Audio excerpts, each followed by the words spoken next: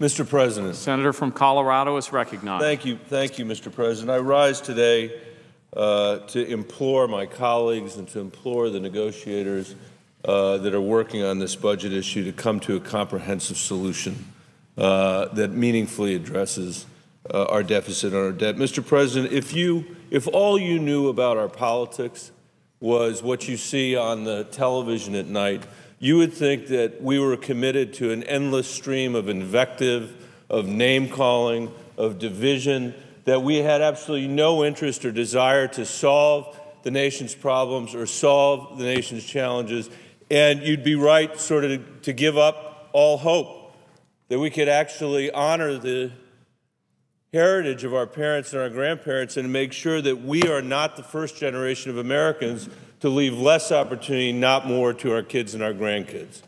That's what you might think if all you knew about our country was what you saw on the TV at night. Fortunately, I have had the privilege, as said everybody in this body, to travel my state and to learn that actually the American people are nowhere near as divided as Washington, D.C., or as what you see on the television at night. In fact, we share an awful lot in common in my state of Colorado, whether we're Republicans or Democrats, independents, and part of that is because we're going through the worst, coming out of the worst recession since the Great Depression.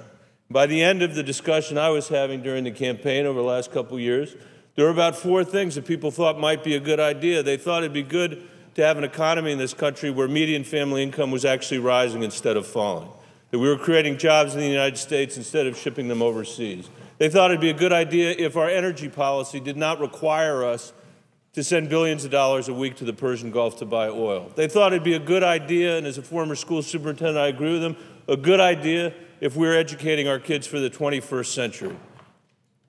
And they thought it'd be a good idea if we actually were willing to make some hard choices to deal with our debt and our deficit.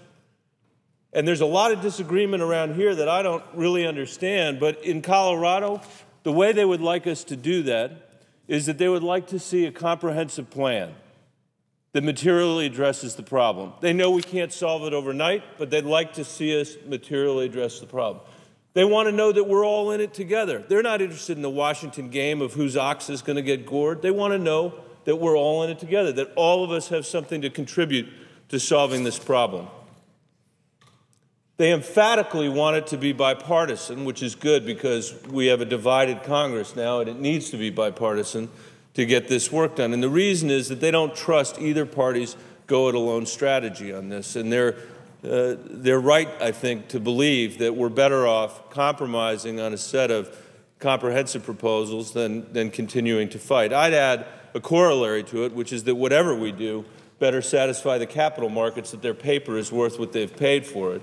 Because if they're unsatisfied, we're going to be in an interest rate environment that is going to make all of the discussions that we've had about cuts seem trivial in terms of its effect on our deficit and our debt. And then I come here and we have these phony conversations about solving the problem. We had a discussion, Mr. President, you'll remember, about whether we ought to shut the government down. And I did the math on the bid and the ask spread about, that divided the two parties over whether we were going to shut the government down. And that math equaled about 4 cents on the $20 meal at Applebee's. Be like you and me, Mr. President, fighting over that 4 cents because we couldn't figure out how to pay the bill. It would be like the city of Alamosa in my state, in the San Luis Valley, where my predecessor Ken Salazar came from. It'd be like the mayor saying, we can't agree on $27,000, so we are going to shut the government down. We're not going to pick up your trash. We're not going to educate your kids. The American people should know that's what that debate was about. Now we come to the debt ceiling debate, where people are saying, we are not going to vote to raise the debt ceiling. And somebody in a town hall said to me the other day, Michael, don't you know that me and my neighbor are having to figure out how to pay as we go? We're having to figure out how to pull in our purse strings to make sure that we can afford to do what we need to do. And I said, I absolutely agree with you. They said, well, why aren't you guys showing the same restraint? And I said, we need to show the same restraint, but that's not about the debt ceiling. The debt ceiling is about bills we've already incurred. It's not about cutting up your credit card. It'd be great if it were. That's not what it's about. It's about saying, I got a cable bill this month and I'm just not going to pay it. I got my mortgage this month, but I'm just not going to pay it. That's not fiscally responsible. In fact, you know what happens to people that do that? Their interest rates go up because lenders say to you, you're not a good risk because you didn't pay your mortgage on time. You're not a good risk because you didn't pay your cable bill on time. That's what our lenders are going to say to the federal government of the United States if we're willing to jeopardize the full faith and credit of the United States. It's just irresponsible, fiscally irresponsible, politically irresponsible for us to do that. Now, in this context, we are having a debate about dealing with the fact that we now have a $1.5 trillion deficit and a $15 trillion debt. By the way, I would settle on the debt ceiling, at least this senator would settle for raising it just the amount that the Ryan plan would increase our debt. I'd be happy to, the Ryan plan, which is the House Republican plan, raised the debt by about $5.4 trillion. Everybody over there voted for it. A lot of people here voted for it implicitly. Therefore, they're suggesting the debt ceiling ought to be raised by at least that amount, and I'd be happy to support that or co-sponsor that. But what I really would like us to do is come together in a comprehensive way. Mike Johans from Nebraska and I circulated a letter on March 15th, Mr. President. I'd like to enter that into the record. Without objection. And we sent it around to people, and it was a letter to the President that said that specifically, quote, we hope that the discussion will include discretionary spending cuts, entitlement changes, and tax reform. A comprehensive plan.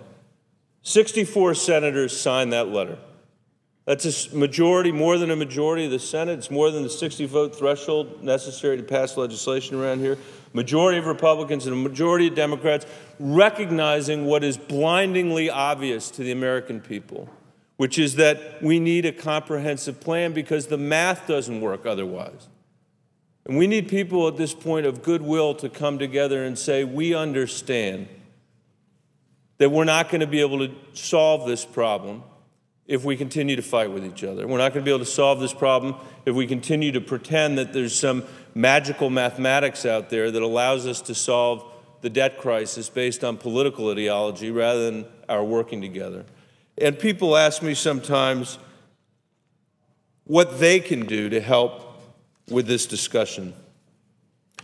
And what I say to them is they ought to be holding the people in this body to the same standard that they hold our local officials back in Colorado, to that mayor in Alamosa or a superintendent in Denver, who never in their wildest dreams would think that they're going to phony up the math and go back to people and say, sorry, we just couldn't make it work, so we're going to shut down, or sorry, we just couldn't make it work, so we're going to destroy our credit rating so that you end up spending more money on interest instead of on the services that you care about. Our job is to fix this problem. It's not going to be easy. It's going to take people on both sides of the aisle to think differently about what's possible. My own view is that the Deficit and Debt Commission gave us a roadmap here.